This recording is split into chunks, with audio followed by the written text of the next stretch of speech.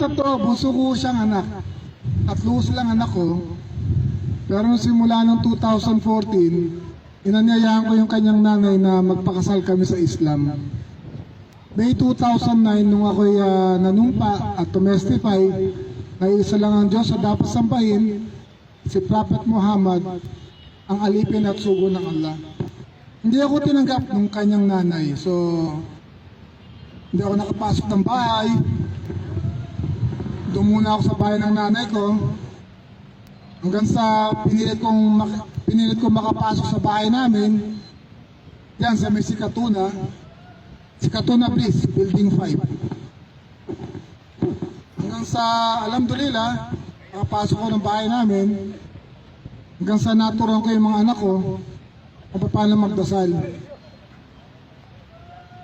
Well, save life.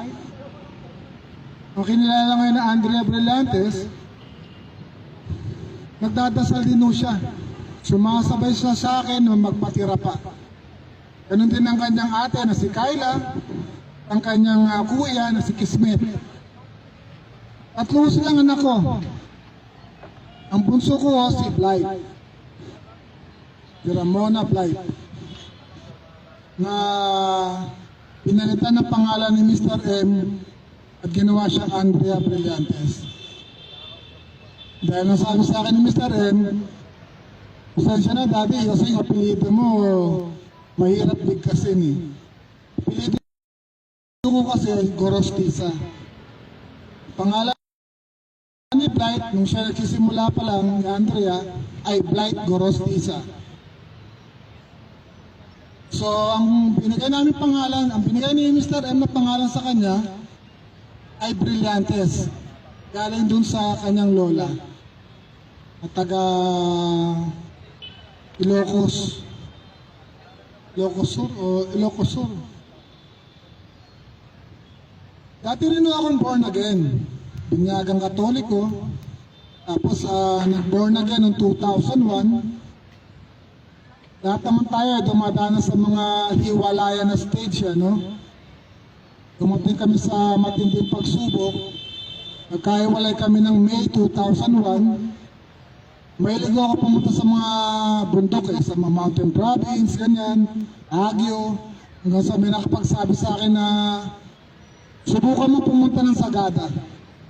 Hanggang sa napuntahan ko sa Sagada, at ayun na nga, nakakilala ko ng pastor doon sa Bisaw.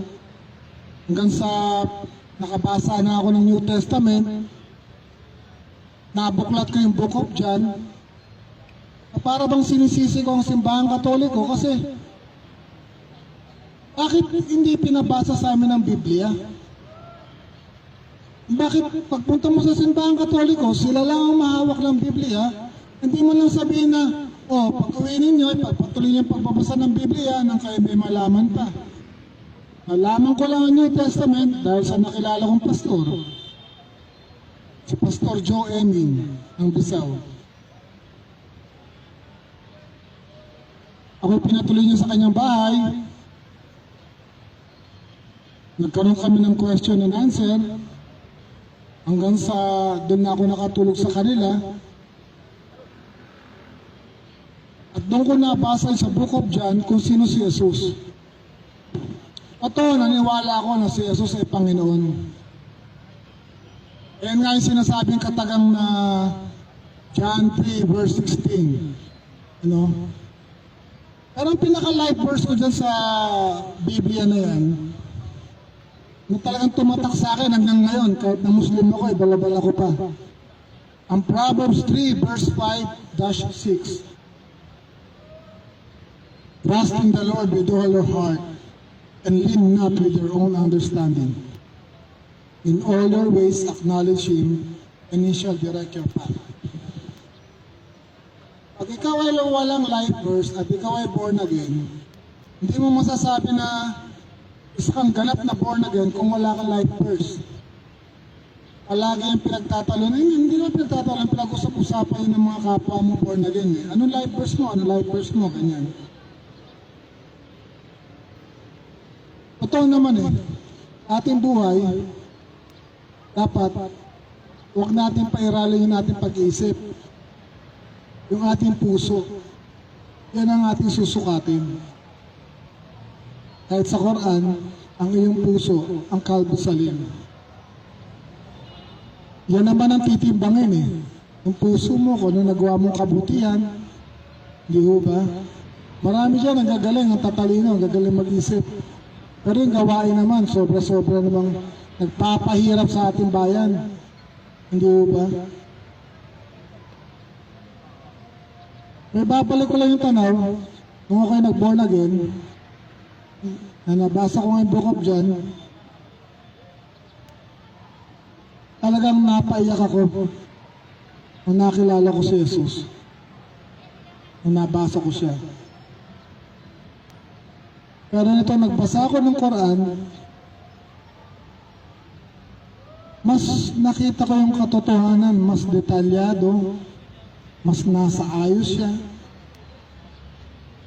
Kasi sinabi ron na si Jesus ay kasama o kaparehas ni Prophet Noah, Abraham, Moses, at ang huling propeta si Prophet Muhammad. Silang lima ang mga malalaking propeta na kilala ng sandaigdig. At ay paliwanag sa akin ng mga ibang brother natin na Muslim na si Jesus pala ay pinadala sa bayan ng Israel sa mga nawawalang tupa. Kasi meron ng mga nag-born again na nag-Muslim. At ito namang born again na to, ibinabagay sa amin ng mga pastor na nag-Muslim. Na nakita nila ang katotohanan na si Jesus o si Isa alayhisalam ay isang pastor. At saka isa pa, bilang Katoliko, alam naman natin itong lahat, ano? Tuwing Pasko ho yan.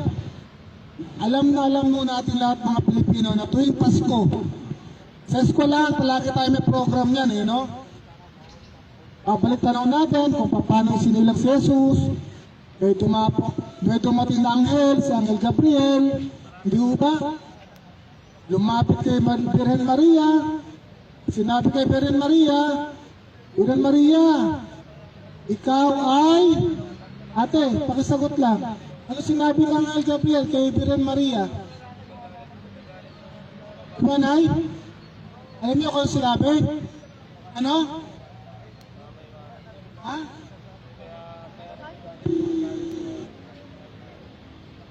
Mo na. Pero,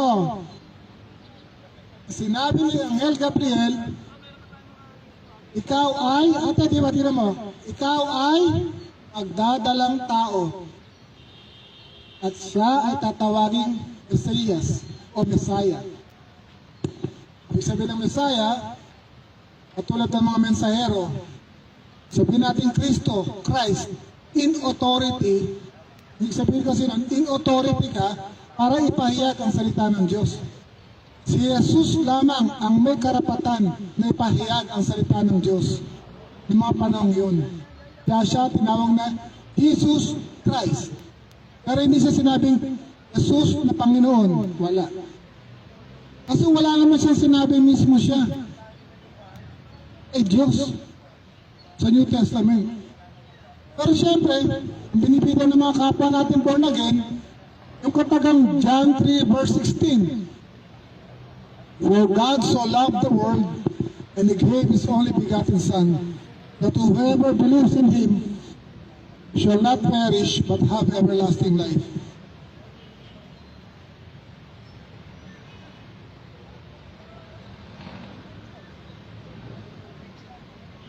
But have everlasting life. But have. Nilagay yung but have everlasting life.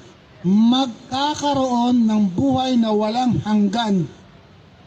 Magkakaroon ng buhay na walang hanggan. Hindi sinabi na bibigyan ka ng buhay na walang hanggan. Magkakaroon ka pa lamang.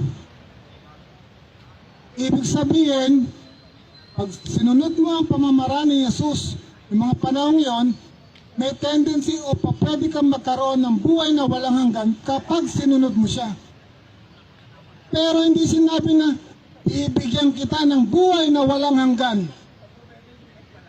Hindi wala ho kasing kakayahan si Jesus, si Isa alayhisalam, na bigyan tayo ng buhay na walang hanggan.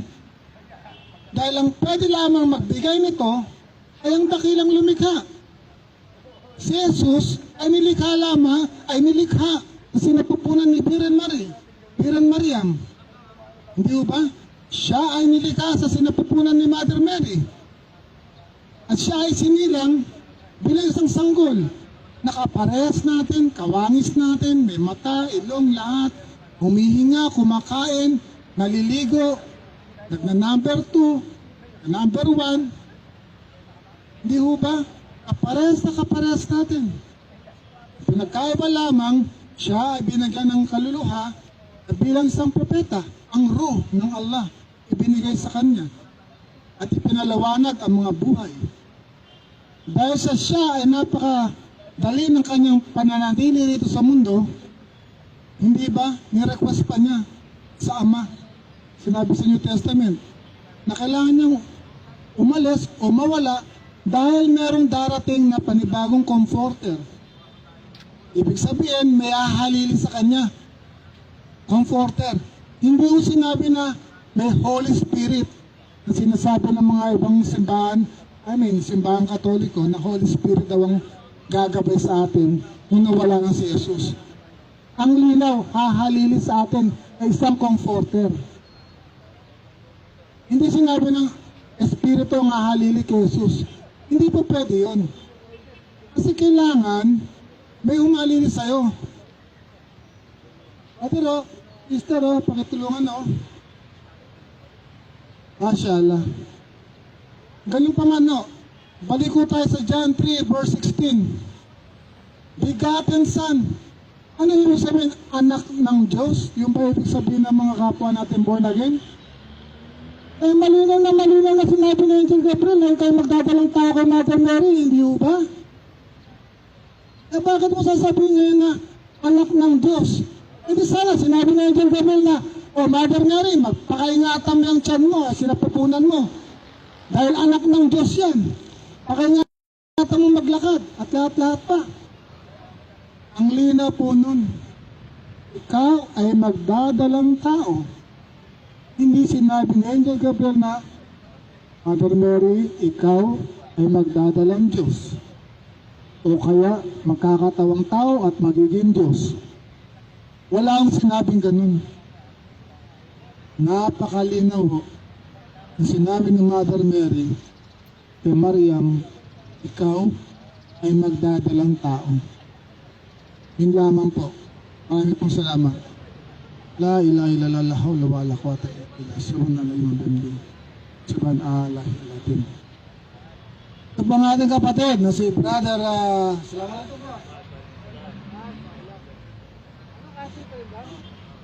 Ito, Catholic din ho siya. Namamaos na kasi ako ba? Ikaw naman.